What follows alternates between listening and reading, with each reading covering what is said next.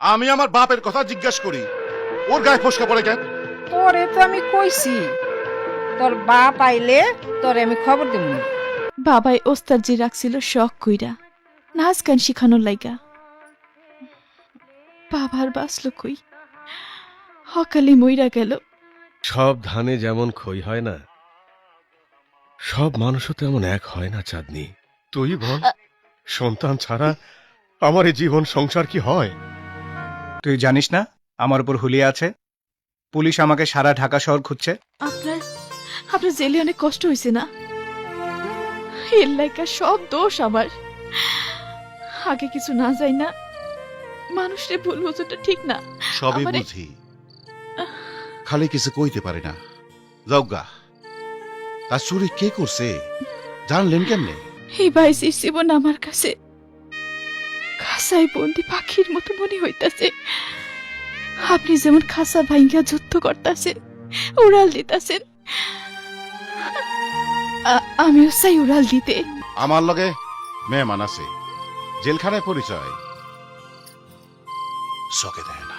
রফিক ভাই খুব ভালো মানুষ, তোর ঘরে 2 দিন থাকবো।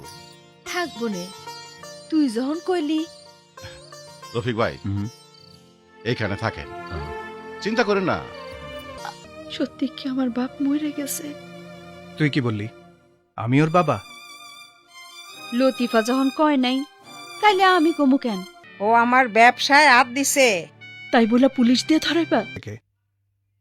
তুই স্কুলে যাস না? মায়ের অসুখ, ঘরে কোনো খাওয়ার নাই, স্কুলে যাবো কেমনে? আইজ আমার বাবা এসে থাকলে আমার এত কষ্ট করন লাগতো না। ওই জাদুকর, ফুল পাখি টাকা সব বানাইতে পারো, আমার জাদু করে মাইয়া বানাইতে পারো না?